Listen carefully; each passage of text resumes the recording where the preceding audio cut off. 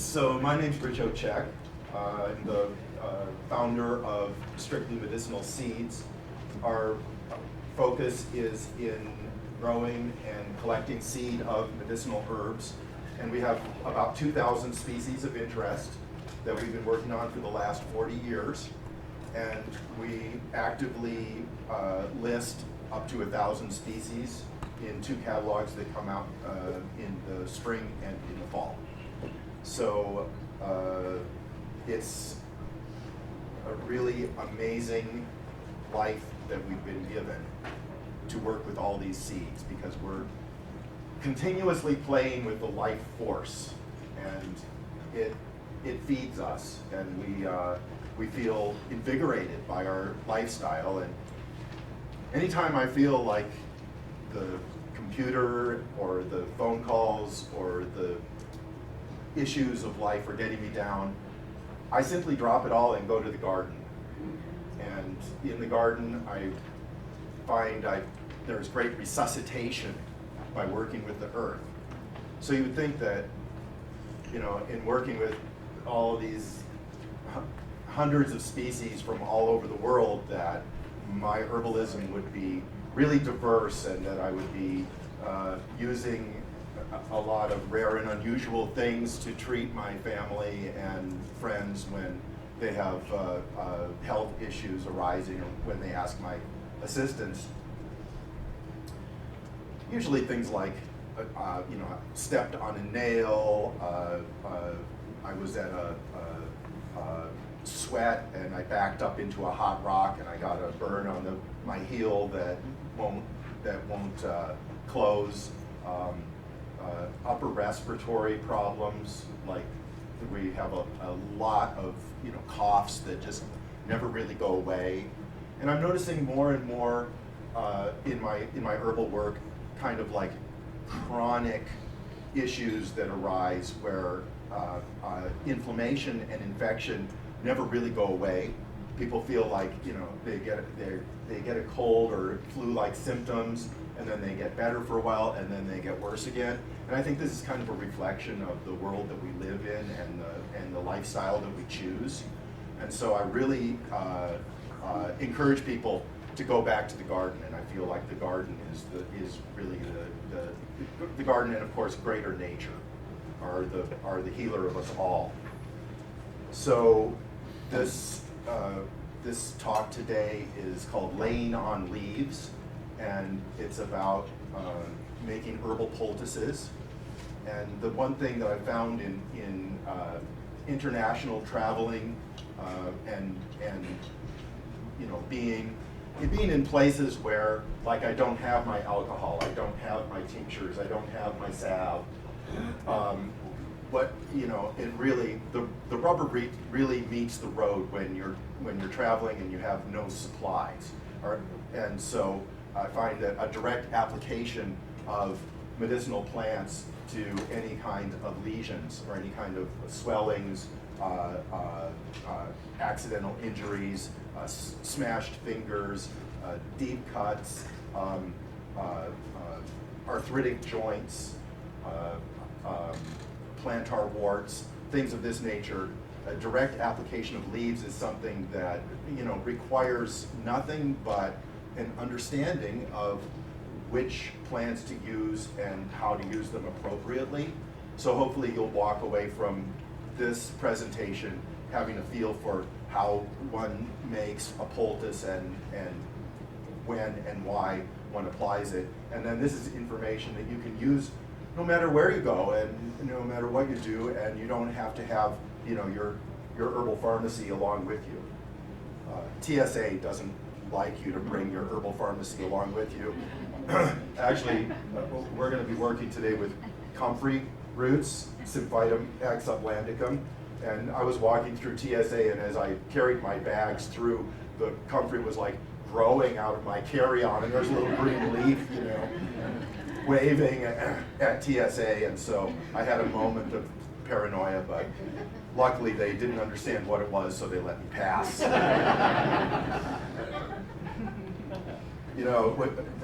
We are going to make a comfrey root poultice today, and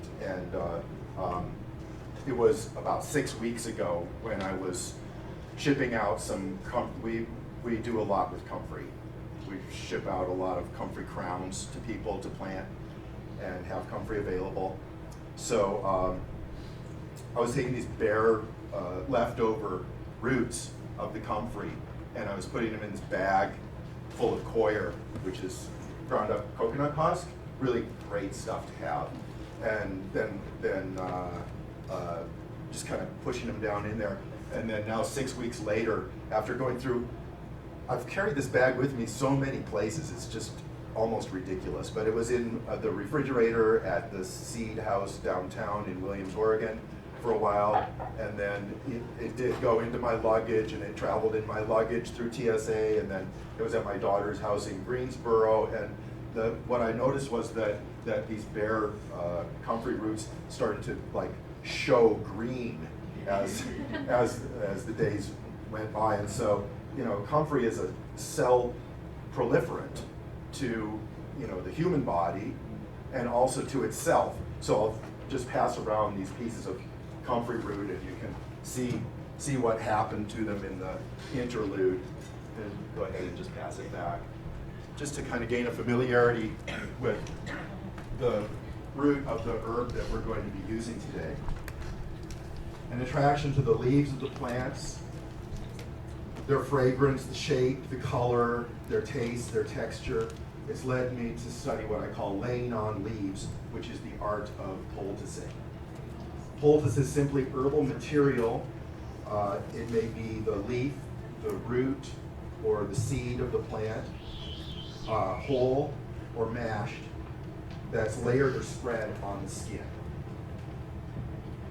Poultices can be applied hot, which I've done tests on myself in the bathtub with a big thermometer, and you can really, about 105 degrees Fahrenheit is about as hot as you want to go without scalding yourself.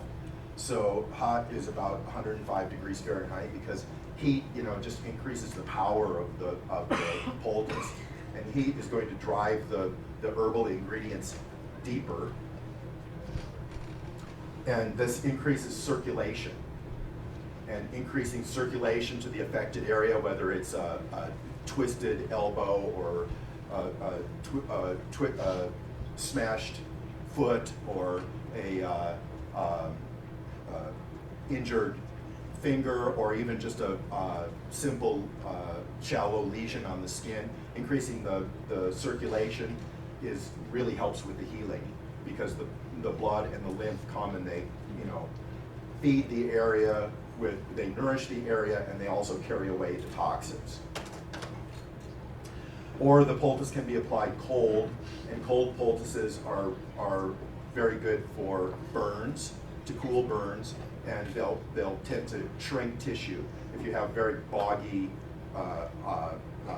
hot and bothered lesion on the skin, using a cold poultice can often tighten things up, increase tonicity, and reduce pain. Cold poultices are good for treating pain.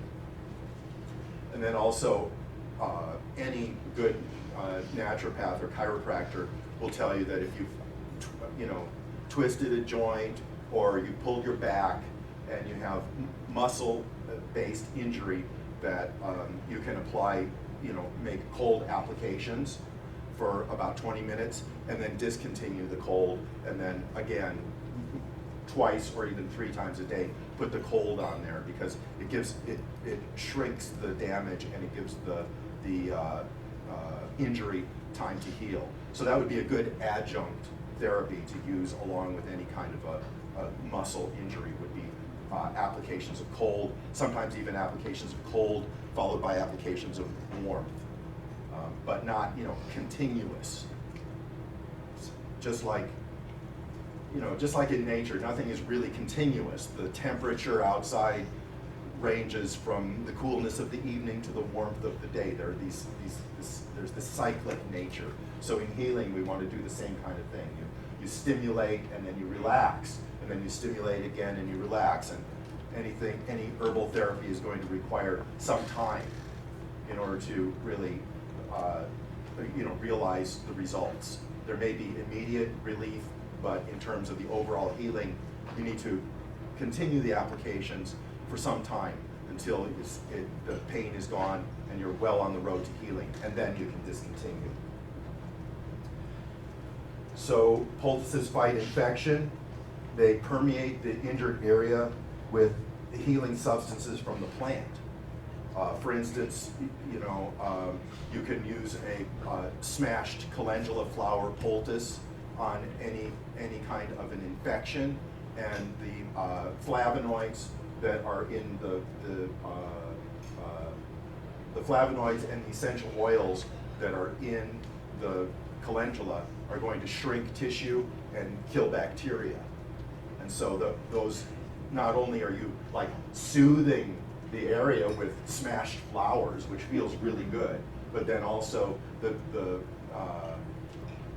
constituents that are in the plant itself are going to permeate into the area and have their healing influence. Then also tannins that are in herbs will shrink tissue and increase tonicity. So, it's for instance, a plantain poultice is very commonly used, and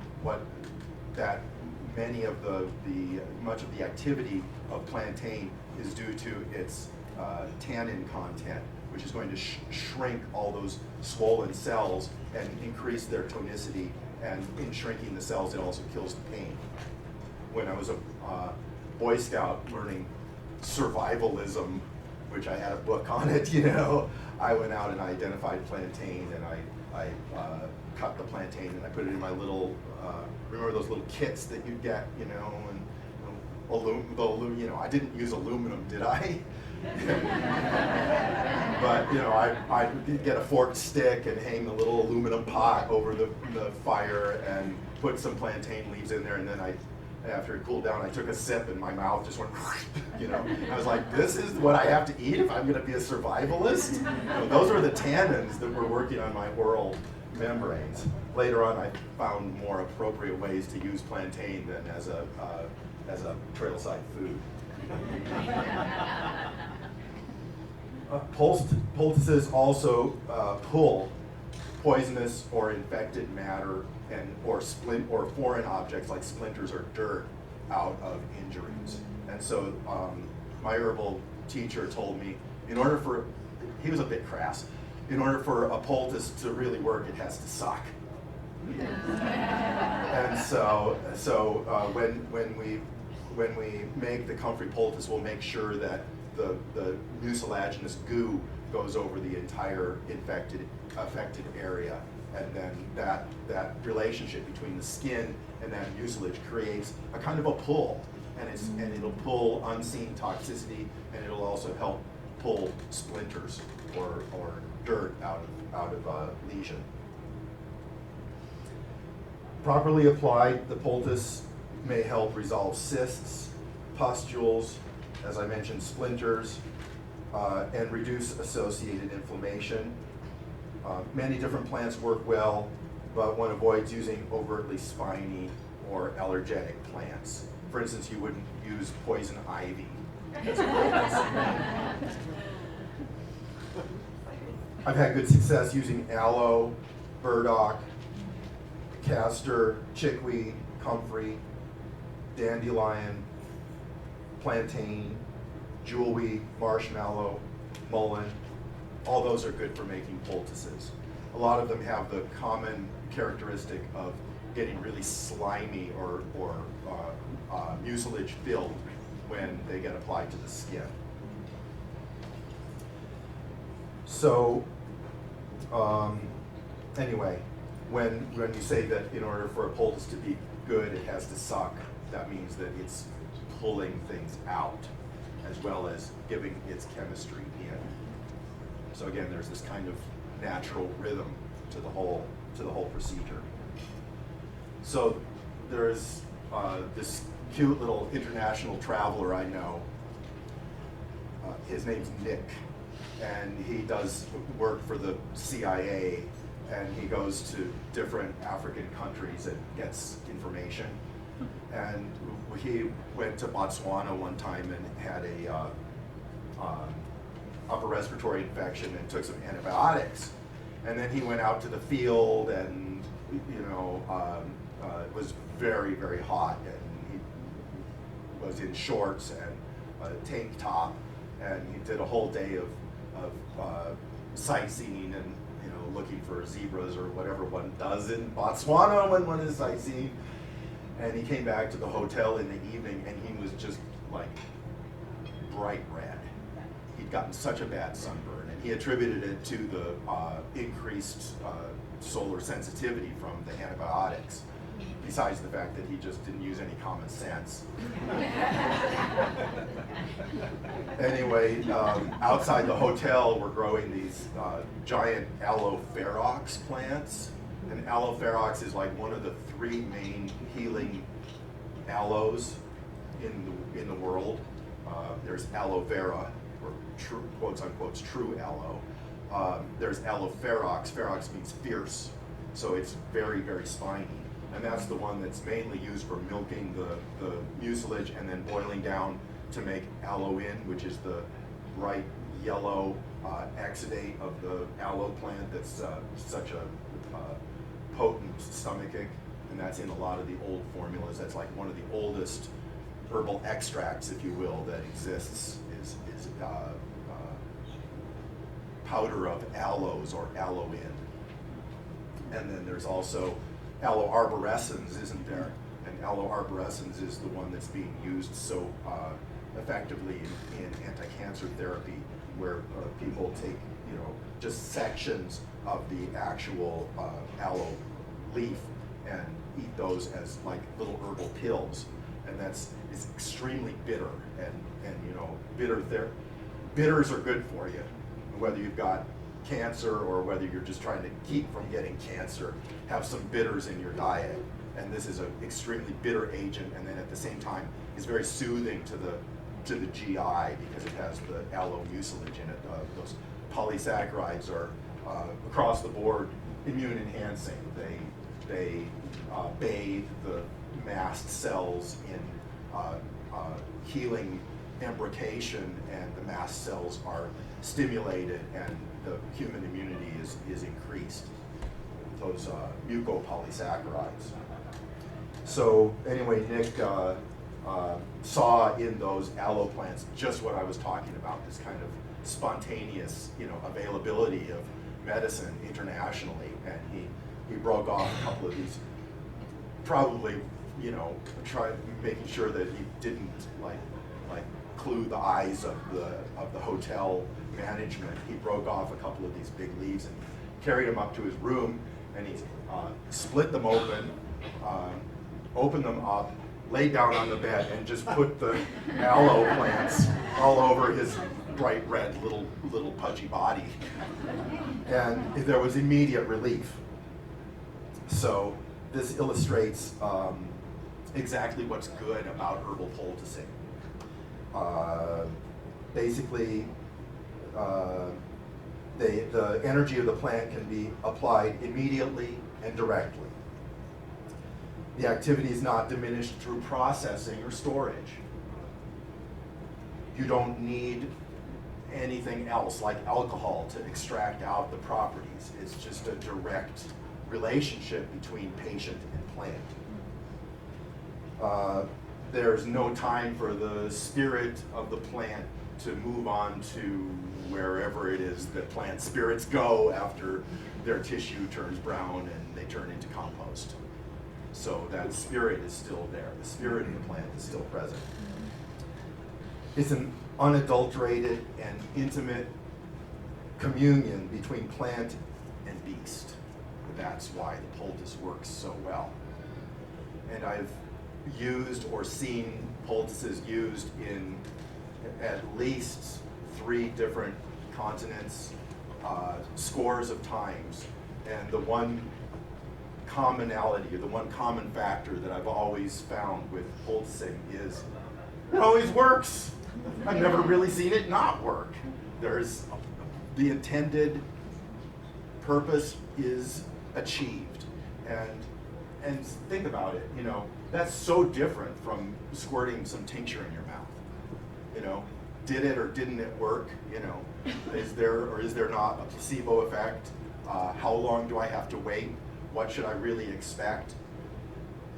You know, you have to metabolize these secondary constituents in order to achieve the effect. And in this case, you don't have to metabolize anything. Your skin is already absorbing the goodness transdermally. So getting to Comfrey. Comfrey, this is Russian Comfrey, and it was a spontaneous hybridization between this very spiny plant of Russia and the open pollinated Middle European plant Symphytum officinale, which is true Comfrey. So there's very little difference therapeutically between using the hybrid Comfrey for medicine and using the true Symphytum officinalis.